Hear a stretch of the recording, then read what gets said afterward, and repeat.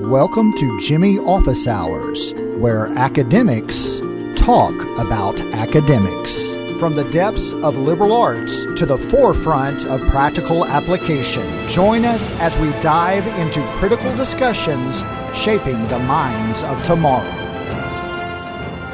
Welcome to Jimmie Office Hours. My name is Scot Loyd. I am an assistant professor of communication studies and a coach of speech and debate at the University of Jamestown, North Dakota.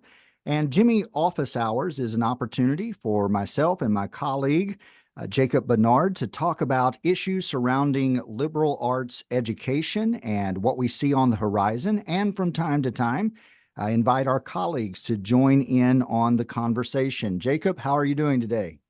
Good, yeah. So thank you for the introduction, Scott. I'm an assistant professor here at the University of Jamestown. I'm also the chair of the computer science department and director of online technology programs, so on and so forth.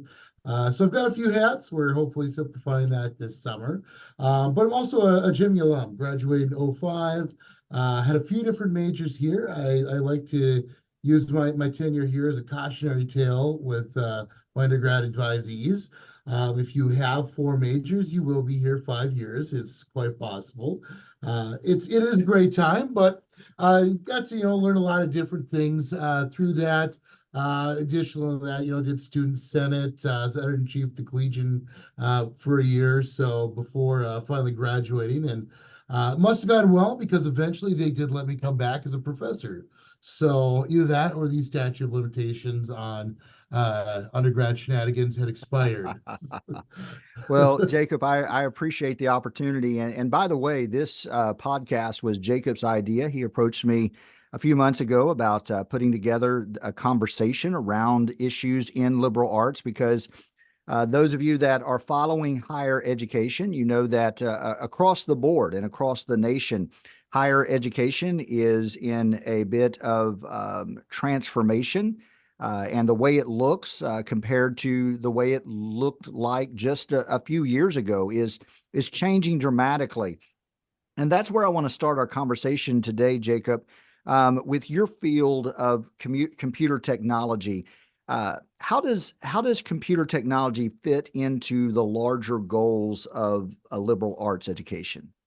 Scott, that's really a great question because that's been some of the earliest literature on computer science education pertaining to the liberal arts. Articles dating back to the 70s have argued the same point. The most recent articles published this past year have argued the same point. How does computers fit into liberal arts? And so where do we kind of go with that is, well, what do we consider the liberal arts? What is our definition? The problem is every institution, every person has a slightly different understanding of what is liberal arts to them. What does it mean for me, my department, my institution? We follow that chain. So but if we look at just the classic liberal arts, grammar, logic, well, let me see if I can name them all. Rhetoric, arithmetic, geometry, music, and astronomy, verbal and mathematics. That is our classical definition of that. So if we think about, what is a liberal arts education, if we were to boil that down, that it's that broad base, right? We're getting a little bit of everything so that no matter what you do when you leave our door, you can do anything you want. Have a successful, fulfilling life at whatever you choose to do or end up in. And so if we say, well, how does computers relate to that? Well, take any one of those classic liberal arts things and try to do it without technology. Yeah. So, which means technology and computing fits into everything else. But the inverse is also true. And that's a really exciting part about computer science or computer science education right now is computer science is realizing that too. Oh, we've been around a little while. We're still kind of a junior discipline, newer kid on the block. But wait, music influences and probably always has technology and how that's done and mathematics and all of that. Well, okay.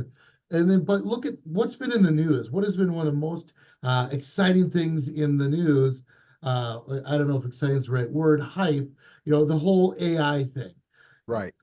cryptocurrency and AI, if you took the last 5 years and summarized what has been if we just ignore COVID for a minute, Mhm. the exciting things in the news when it comes to technology, well, okay, how does those influence everything else? What is AI doing for you? Well, it's being that research companion, that hopefully helper for assignments and those sort of things. But it's becoming it's less programming and more working with technology, that it's made it more accessible to the average individual. There's probably still plenty out there who are like, okay, I keep hearing AI, I don't know anything about it. But we're getting students coming in now to our classrooms, to our offices, and saying, hey, I tried this thing, regardless of what the topic is, that's being driven by technology. So we can't really divorce the two, which is also kind of good. But that debate's been around there.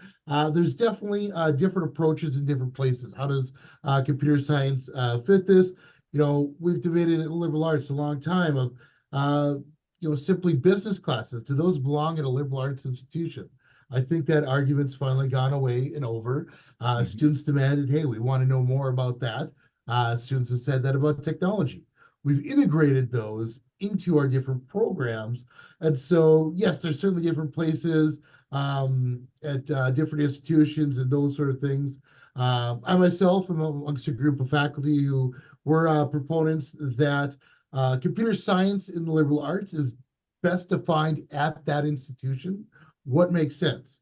Each institution, we've got potentially different mission, different values, and those should drive what our course is in curriculum versus a specific set of thou shalt teach this. Right. Well, what makes sense for us? Take UJ for example. What are some of the things we are very well known for, or that we pride ourselves on, regardless of what our program is? Well, our leadership courses, our education. And so whatever our discipline is, we make sure to incorporate aspects of that. So speech, do you work with your students to take leadership roles or leadership Right. content in your classes?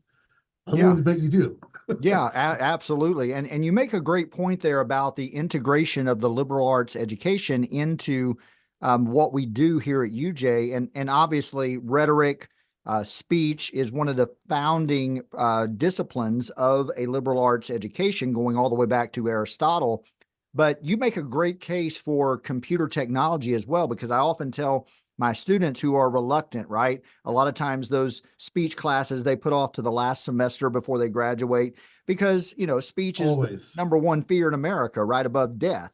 And so people are reluctant to practice those skills of public speaking. But what I tell my students is that no matter what your discipline might be, no matter what knowledge you have accumulated or what skills you possess, if you lack the ability to communicate those skills and that knowledge effectively to a variety of audiences in a variety of settings, then you are going to be face high difficulty in succeeding in the world as it is presently. And I think computer technology has the same sort of application.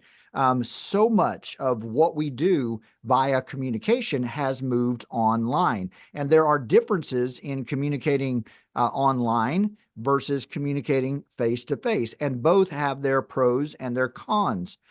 So students need to be well versed in communicating in a variety of settings using a variety of technological tools to help them get their message across. And so that's when I have those students in the classroom, especially for public speaking, and they're like, why do I have to take this course?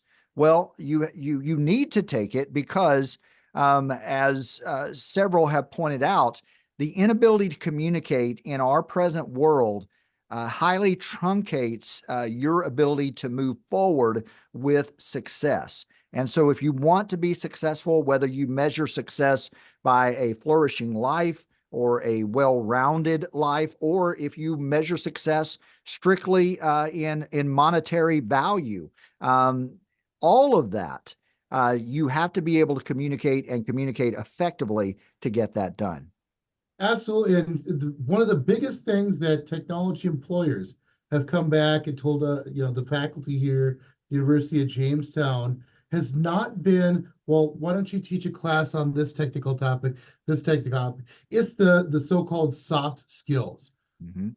And I was thinking about that the other day, back to, kind of where I got into teaching was, I'd worked at a large, international company, aerospace company for many years. I kind of fallen into the report developer trainer guy, flying around the country, leading week-long training classes on how to be report developers. And I thought back to that, and I realized one of the things I kind of always said was, I could teach anybody the technical aspects. If they can't grasp why I'm doing this and how to gather that information and convey information to other people, we're wasting our time here. And so it's not the technical programming, the working with the tools. We can do any of that sort of thing. And it's been the same thing. I see that argument all the time online of, kind of goes maybe into one of your topics here down the road, but just the general value of education is, well, what are we teaching y'all? Okay, well, that programming language, it's going to be out of date by the time you graduate in 4 years. You know what? It doesn't matter, because if we're incorporating all of those different elements of how to work with other people, how to do dreaded group work, those sort of things, that's what we're trying to, the how to learn and how to be a lifelong learner, Right. is what we're hopefully imparting. But you mix those soft skills. It's funny you mentioned the different ways of communicating online, recognizing those differences, and then the generational Mm-hmm. differences. Depending on the age of the person you're working with, you Right. send them a text message instead of calling them, they're going to be annoyed. Mm-hmm. However, you take somebody, Gen X or younger, and Sure. you call them instead of texting them. Yo, Exactly. Gen X, put that in email. I want documentation. Right. But I'll get back to you when I get back to you. Recognizing those different, that can really change your tenure at a company. Oh, Absolutely. that's the annoying person who just always calls instead of, or wow, that person's fantastic to work with. I've always got notes, so on and so forth. Where the person might be pursuing the same level of competency, the same level of working. And so it's the bigger picture Mm-hmm. that we're conveying, kind of with how we mix things. And so regardless of what your discipline and subject is, it's conveying that ability to learn. I think you're exactly right, and I want to continue the conversation along the lines of, first, I want to ask you about your particular discipline Yeah. and how you see that evolving in the coming years. Certainly with AI, it's going to present some challenges. But how do you see the discipline of computer technology changing and adapting to the needs of students in the future? And then I want us to speak to the general understanding of liberal arts. Where do you see liberal arts going in the future? But let's start by talking about your discipline first of all, in computer technology. What are some of the challenges that you see on the horizon? What are some of the changes that you and your colleagues are being confronted with right now? And how do you plan to meet the needs of a changing student constituency in the future? Okay, well, the biggest short-term challenge right now, and I don't know if this is not necessarily a new challenge, but in fact, we can't even agree on where we're going right now, Yeah. as a discipline. And what I mean by that is you've got the CEO of NVIDIA, large hardware manufacturer, makes graphics cards and things like that, helps produce a lot of the computing power that powers all of the cool things that are coming out of, we're saying, nope, students won't even need a program in the future. We don't need to teach program anymore because computers can do it for us. We've got the opposite side of folks who are saying, we don't teach people to program. Wow, we're in big trouble when something actually breaks. And so figuring out what the next steps are is the big challenge right now. We've got amazing amounts of computing power, more than we've ever had. A lot of, kind of the next step of technologies all coming to fruition right now. The possibility of true AI. I'm not saying necessarily sentience, robot overlords, maybe not quite yet. But if you think about transcripts, just simple audio transcripts, feeding those into a tool like ChatGPT, and you get something reasonable back, that's new. That's wildly. It irks me quite a bit. 18 months ago, I was finishing up my 2 years ago, I was finishing up my dissertation. The level of accuracy with automatically generated transcripts 2 years ago, I spent a lot of hours manually re-listening and fixing those transcripts. Wouldn't have to do that now at all. Right. So what would that mean, though? That means spending my time somewhere else. So the whole concept of, well, if we're embracing the technology, how are we going to work with it? Will it change things? Will it shift things like jobs? Absolutely. Teaching, writing and evaluating writing, it's shifting already. Where do we put our emphasis on? Programming. Is it possible that we can use AI tools to generate code? Absolutely. So evaluating code, we have to shift what we're doing there of, okay, no, show me that you can follow the logic of what's going on here. Say, similar thing with an English essay. Can you follow the structure of what's been put together here? And so as a discipline, we're figuring out how to use that and where we're really going. Our computer is going to be more the wild animal that needs to be wrangled, or the horse on the long cross country trek that's your buddy the entire time. The more positive viewpoint is it's going to be our buddy going along, and whether you're the highly technical person or the please don't make me do much with the computer whatsoever, that ease of use is what makes us more willing to accept technology. So ease of use, and it makes sense to us and how we're using it. That's what I see us figuring out kind of in the short term and the long term. The continue to be that companion enhancing our lives, and whatever it is that we're working on is hopefully where we're going with things. Do you see some bigger challenges with students coming into institutions of higher learning, specifically here at the University of Jamestown? I know that I've experienced this in my discipline. A lot of times when I give instruction about creating or generating some sort of speech, whether it's a persuasive presentation, an informative presentation, or just some sort of impromptu presentation where students are required to sort of speak extemporaneously off the top of their head. A lot of my students, what I'm experiencing with this generation that I haven't experienced in the past, at least not to this extent, is difficulty in being creative, in generating content from their experience. And I have a theory that perhaps this is due to a dependence upon Google and other search engines where the imagination isn't being cultivated, at least to the extent that it was in the past, because first of all, we have all of this information at our fingertips. And so there's no need really to think or to engage the imagination in a creative fashion because all of this information exists. Absolutely. I can kind of give two examples on that, but the summarization is our search tools have gotten really, really good. If you think about to the days of yore, the Alta Vistas, Yahoos, the early days of the internet, it took a lot of renditions and a lot of effort. You had to very, very carefully search what you put in that search string. Quotes around this, plus this. And then, okay, first revision, I'm not finding what I was looking for. Second revision, so on and so forth. That careful structuring, and still maybe not even always finding what we had to continue thinking of a process. Right. What's the next step?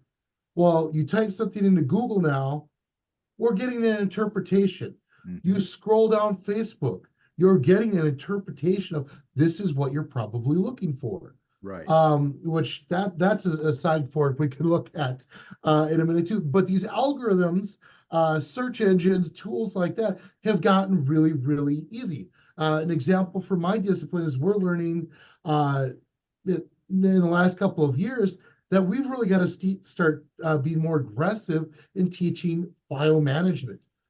Students do no longer have a concept of, I store the file in my documents, I move it to my network drive, I copy the image over here. That this hierarchical way that we structure things on computers, the concept's gone.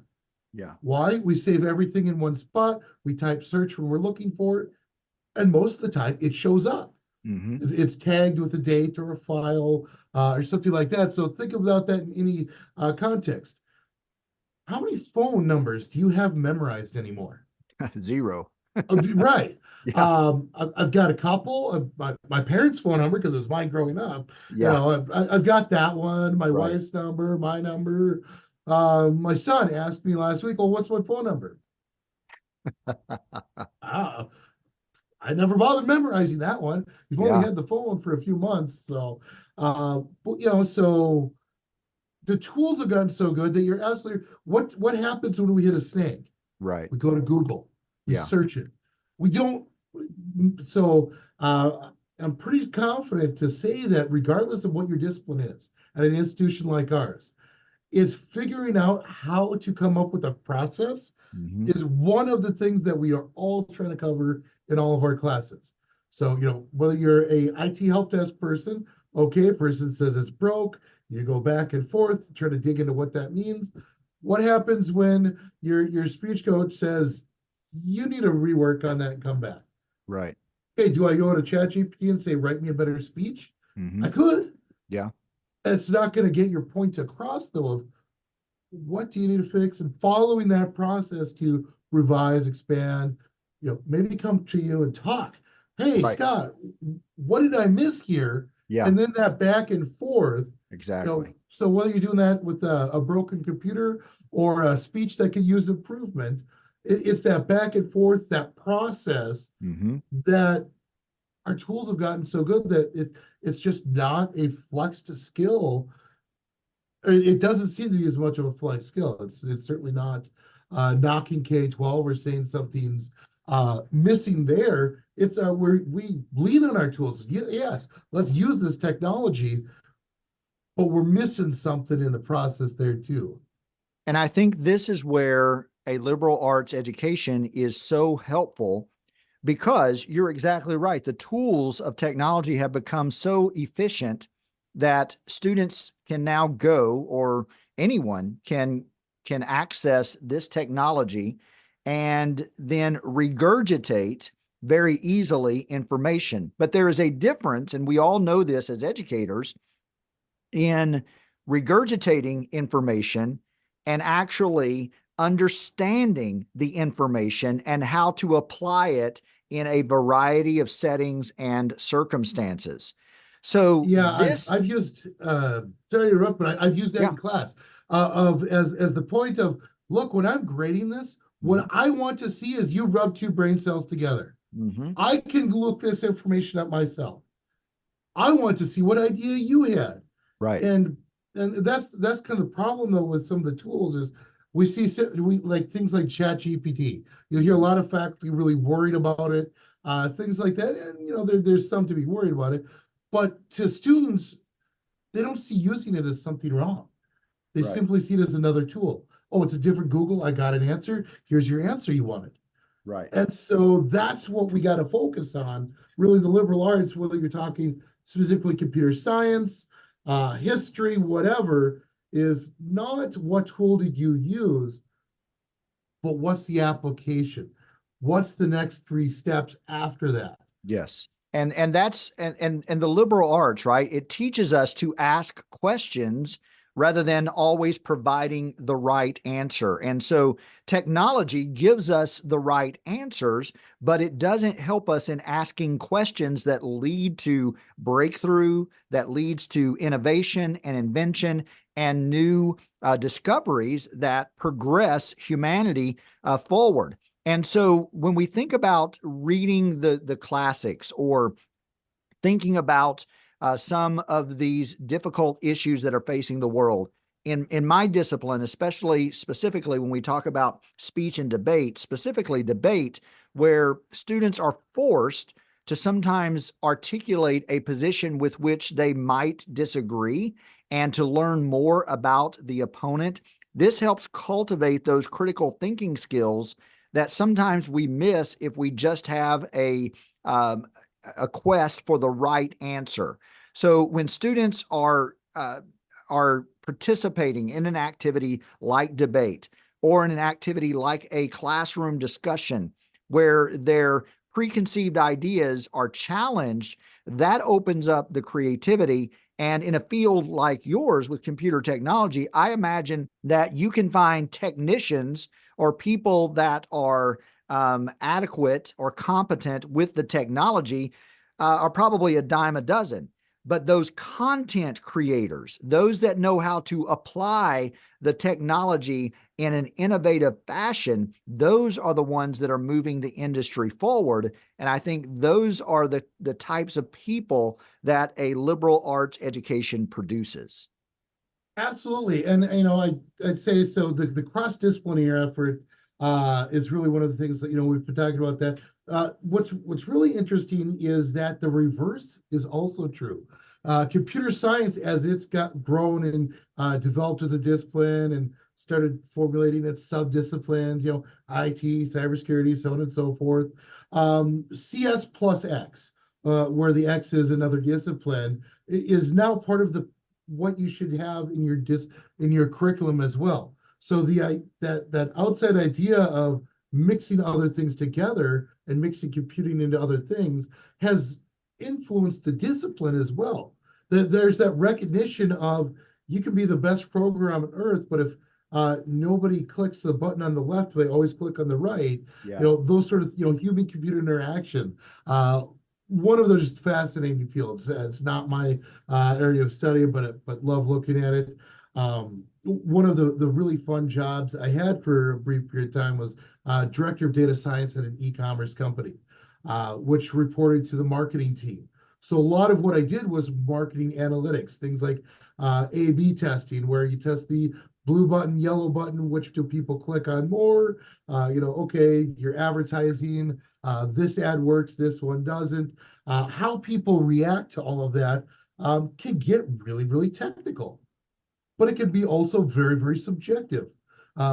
Blue is great, red is bad, those elements. So understanding how to look at other areas definitely is one of the big benefits there. The example I always like to give, again, the whole 5-year plan, 4 majors is not necessarily a solid career path, but one benefit it did give me is I graduated with a history of political science degree. Like, all right, cool, because I kept taking those classes for fun. I was here 5 years. They pointed out I really should graduate someday. And then I went and got a job at Microsoft. Yeah. And they're like, well, how? Well, I did have majority of a comm degree, good chunk of a CS degree, part of an MIS degree. But I was able to walk in and with that interview committee, demonstrate that, oh, yes, and how to apply this topic, talking with a variety of people. The customers don't always make sense when we're trying to troubleshoot their software. So Right. the company that had this software is enterprise resource planning software, so could be doing anything. So the broad application definitely applied. Now, I do give the disclaimer of the 4 people on the interviewing committee, 2 were Jimmie alums. So said, oh, you had this class from this professor. Yeah. Accounting, for example. And I said, yep, all 3 semesters.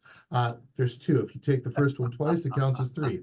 Apparently, homework needed to be turned in once in a while. I did better on my second round for that. But it also shows, though, how computer science or computing is being influenced by everything else. So you apply something to a thing, well, that thing can apply itself on back too. Where was it? Charleston, for example, they'd started working with technology in their music program, and then ended up with a whole music tech. I probably a major. I don't remember the exact program, but not an area that I would have thought of mixing together. Sure, we use technology in music, sound, light, so on and so forth to enhance shows and performances. But the mixing back and forth was just a really fascinating example of a liberal arts mix and unexpected outcomes to kind of mix those things together.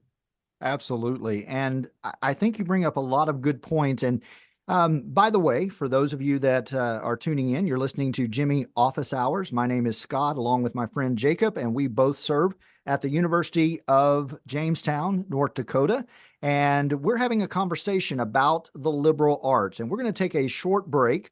And on the other side of this break, we're going to continue our conversation. And Jakob, I want us to talk about some of the problems that the liberal arts is facing in the next few years, as well as I want to hear your answer to the objection that many students have, that I hear from a lot of students, and that's this idea on return on investment for a liberal arts education. So we'll come back with more of this conversation on liberal arts education on Jimmie Office Hours in just a moment. Stay tuned.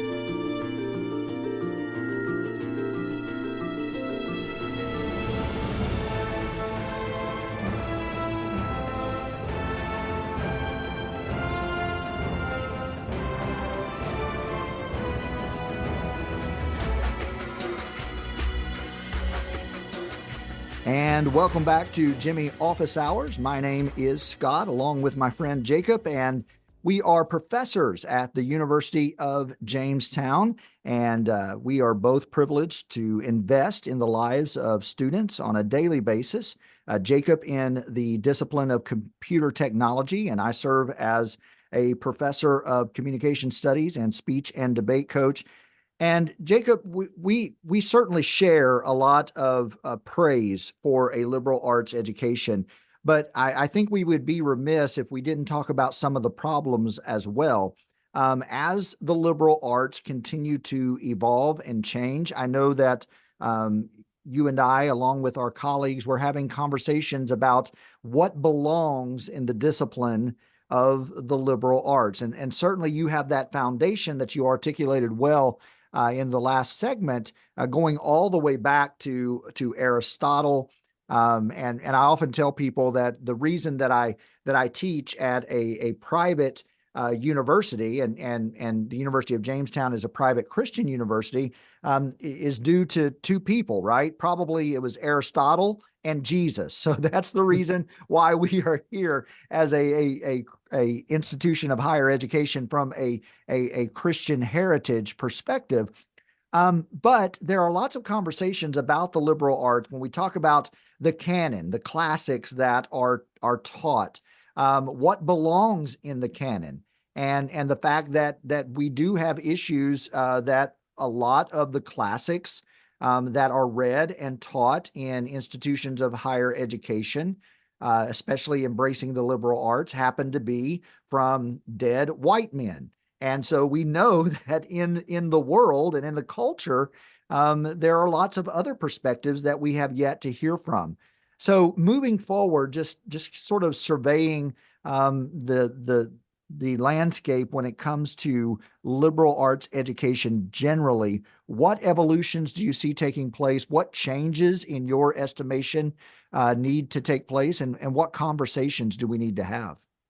So I'll kind of start with the last one. The being willing to have conversations is one of the biggest challenges that we have. And I don't think it's a new one. Just based on notes that I've read from previous department chairs of meetings they had 20 years ago, whether or not IT was an appropriate discipline at a appropriate major liberal arts institution, we're having the same arguments 20 years, but being able to have those conversations, because it really came out. So in my dissertation, I did qualitative, which meant interviewing people and things like that. And it was focused on cybersecurity, but it really ended up being more broad. Cybersecurity in liberal arts institutions. So interviewing faculty at liberal arts institutions from across the country, And when one thing became abundantly clear the most shocking aspect of that was how much semantics made a difference. Yeah. These days we can kind of, a little my bias coming out here. Cybersecurity is a life skill. It's just a thing we need to be aware of and do. So did every university that I interviewed have some sort of cybersecurity in their curriculum? Absolutely. Did every university call it that? No. Yeah. You'd have a university like ours where we're like, yeah, we need a class of that. Students said so. We call ourselves a liberal arts orientated or liberal arts tradition career preparatory school, where one of the liberal arts schools I talked to out on the East Coast says, no, we don't call it that. We'd never get it through our curricular council, our faculty body. It sounds too career prep. We call it this. Same course, same outcomes. But so being willing, that just kind of floored me. I'm like, well, they won't even talk about it if it sounds too career prep. Nope. Okay. Here, at least, we've had some certainly lively, passionate discussions on, for example, our gen ed curriculum. But we'll at least have those conversations, Right. and we might agree, disagree, win, lose, whatever you wanted. So having that discourse, if we go back to the origins of liberal arts, that whole be able to have a discourse is one of the points. Right. Even if we're shifting what we might encompass in a liberal arts based or inspired institution, we need to be able to have that civil discourse, which is so. But the civil discourse that's kind of where I was going with that future problems. It's never been a great thing. I mean, yellow journalism and things like that has been a thing since, well, probably started putting things down on stone tablets. Right. But technology has made it worse. And what I mean by that is things like social media. right. We might have a bad or sensational article or skewed or a great article that doesn't get blasted all over social media. So we get our news. And then we think about these algorithms. They are designed to show us things that we might like. Yes. So if we spend time looking at an article on one topic, Mhm. we see more articles on that same topic. And then I'm sure you cover it in your comm classes and whatnot about those whole echo chambers. Yeah. They're way easier to not accidentally blind in it. Where do we get some of our best outcomes, our best ideas? Those conflict of ideas where we see Exactly. opposing viewpoints, can discuss it, and so it becomes very, very difficult. Social media has just really escalated that in because it's far quicker and easier to share whatever our viewpoint is. Yes. And you talk about those echo chambers, and it leads to confirmation bias, right? If you're living in an echo chamber, and the algorithm starts feeding you what you want to hear and what you want to see, then you become convinced, right, through that fallacy of confirmation bias, that your position is right.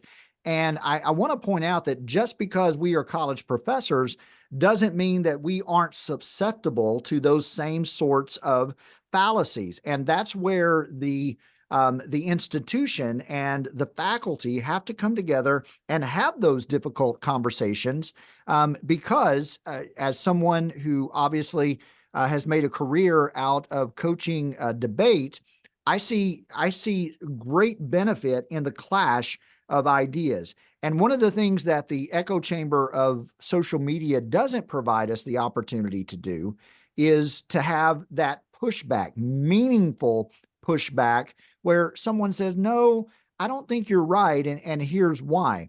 And one of the things that we don't always get it right, but we endeavor to train our students in when they are practicing the activity of debate, is you're not allowed to disagree with someone until you can first articulate their position to their satisfaction. And what that does, it helps you avoid the confirmation bias of assuming that you know what the other position is and setting up the straw man fallacy and knocking it over very easily. Because when you go through the hard work of attempting to understand the opposing position, a lot of times you realize, oh, we're not as far apart as I thought we were. And yes, this is an incredibly complex and difficult situation and circumstance and issue that we're trying to solve here. So maybe if we collaborate and work together, maybe we can solve this issue instead of trying to set up a competition of ideas that you're right and I'm right and you're wrong. And this is the problem that we see in our politics today in America. Yeah, or one of the examples that comes to mind is uh, the playing the devil's advocate. Right. Fire department got an individual on there who loves to do this, generally for very good reason. Did we think an idea all the way through? Well, what if, what could go wrong? And with technology, that's one of the skills uh, we tend to be very poor at in computing is what could go wrong. Adding it, making the passwords tougher and things like that. Let's put Wi-Fi in it. We figured that out before that fortunately it's still popular enough that some of my students get the reference. But the old Jurassic Park quote, whether or not we could before whether or not we should, Right. that's definitely, technology. It's nothing new, but hopefully students coming out of our institutions are doing that second, third, fourth. Well, okay, how could somebody misuse that? Take some of the AI generation. Do you have a wild guess at some of the first things that got disabled in AI generating tool? Inappropriate images. Yeah. Okay. Why? What's one of the first things that the internet facilitates? Inappropriate usage, right? In fact, So that was the application that pushed the technology forward, if I remember correct. absolutely, Yeah. one of it. Or just people like to see if they can break stuff. Mm-hmm. Cortana, Microsoft's solution. The first rendition of that as a chatbot online, years and years ago, before they built it into Windows, took less than an hour for the internet to turn it into a wildly racist chatbot. Wow. So, but hey, we thought, can we do this? And let's see what happens. Mm-hmm. We need to ask those questions. We need to have that debate. So I come up with this great app that's going to solve all of the problems for tracking liberal arts things. Having a discussion with you and we're like, well, yeah, but could you use it for something else? Okay. You switched what track my thinking is on. Right. And those are the sort of skills that we really, really need to be pushing, regardless of what our discipline is.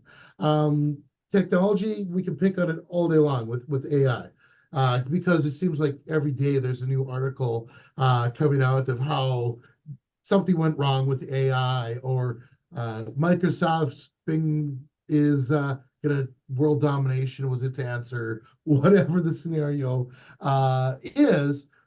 Okay, well, we need to have these discussions. Is that a problem? Yeah, Or and you're you're what? you're you're exactly right, because that's one of the skills that we endeavor to teach in debate, is when you're on the negation, when you're not advocating for a particular position, your job is to poke holes, right, in the affirmatives position. So they're affirming the resolution, or they're proposing a plan with all of these benefits, and something that the affirmative, obviously, it's not their job to do so, but it is the job of the negation to bring up unintended consequences. Yeah. And when you can work through those unintended consequences, and as the affirmation, if you're advocating for this position, if you're going to represent your position well and in a persuasive manner, then you need to anticipate what those objections are going to be and have a good answer for those unintended consequences of this great thing that you're proposing. And I think a liberal arts education, when applied and practiced well, cultivates that sort of thinking. Absolutely. One of the other examples that kind of comes to mind for this is I didn't really get it till years later, but I had a manager when I was IT help desk admin that always insisted you bring them three solutions to a problem. which, well, okay, antivirus or whatever the case is.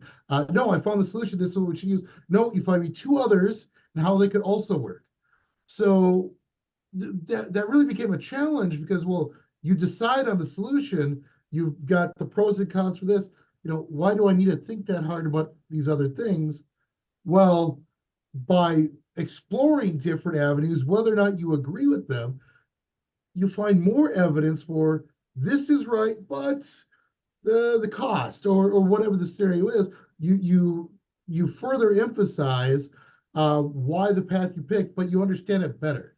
And it took me probably the whole year of working with that guy to really get why he did that. I always said it was, I just need three things, and you give me three, we pick the right.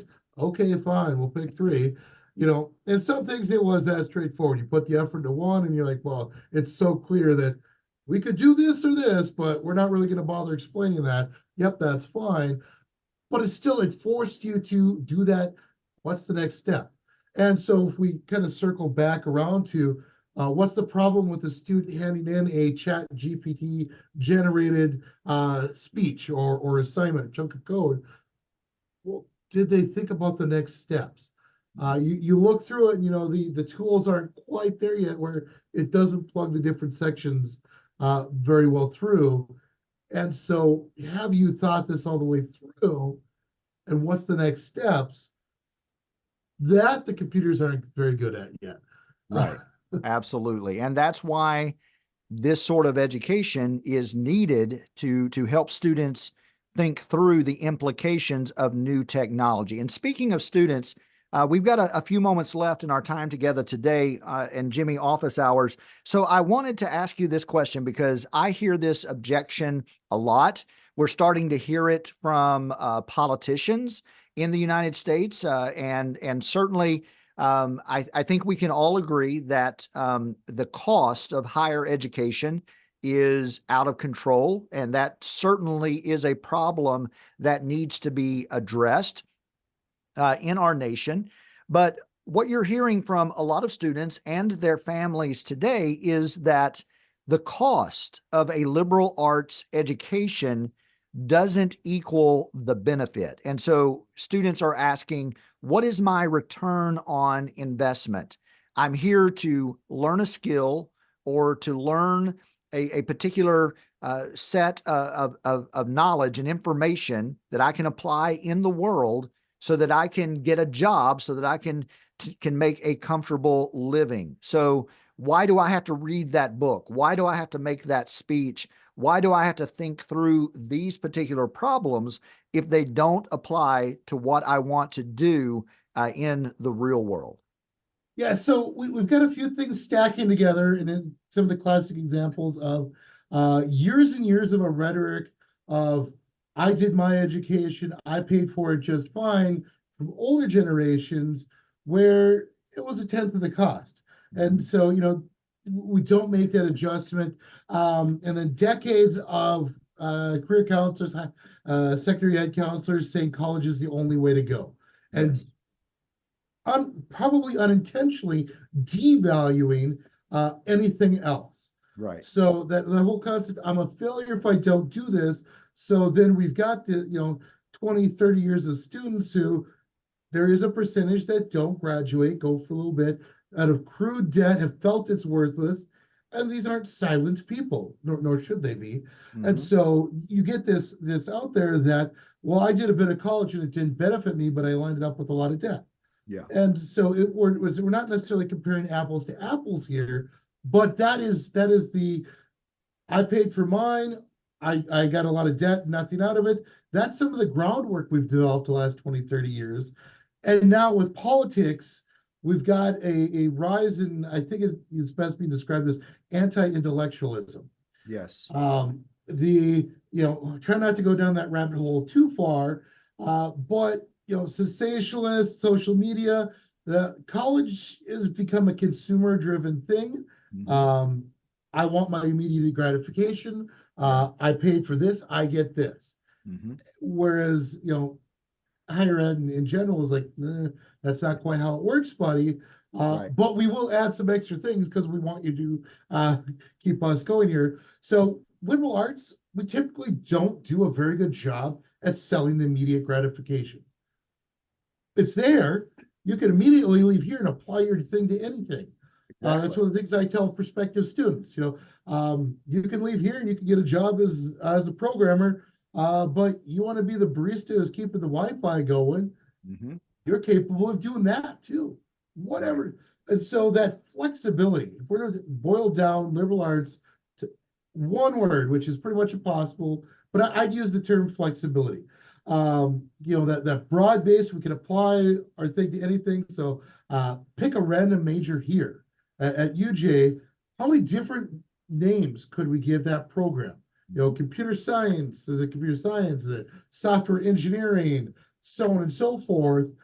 Yep, could be any of those, depending on how you plug your elements together and interface with other things out there. So our graduates aren't qualified for just one thing. Now, these days we have to compete against trade schools.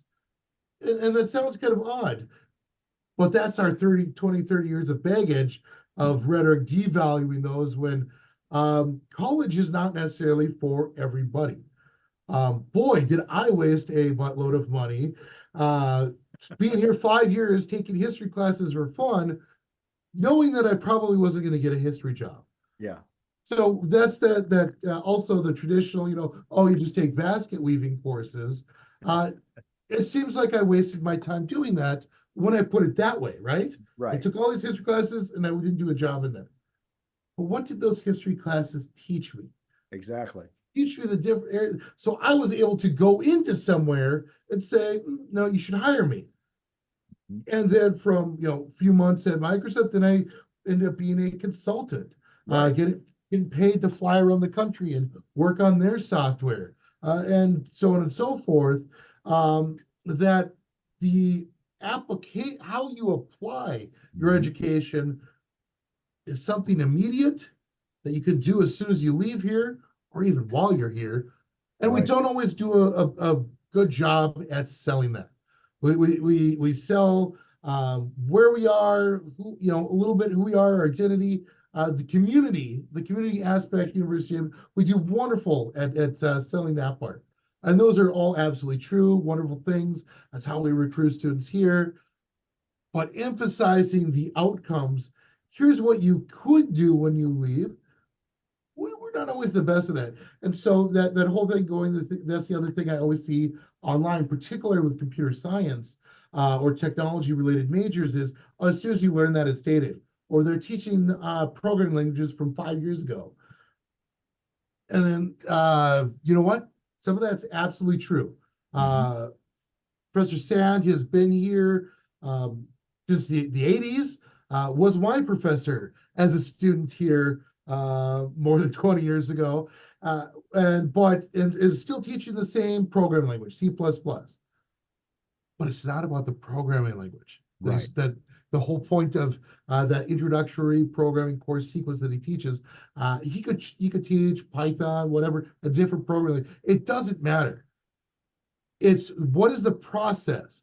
What is the thought process behind what you're doing? How do you apply that thought process elsewhere? I know we're running short of time, but just to pull an example from continuing that on, I'd been at the large aerospace company, 6-7 years at that point, right. And got asked to fix a report. Going through the code, I spent about 3-4 days going through it, getting very mad at the person who'd originally done it. There was chunks that were done weird, incorrect, but no notes anywhere. And one of the things Professor Sand always harps on is documenting your stuff, and I'm like, wow, this guy clearly never had a classroom. Just mad.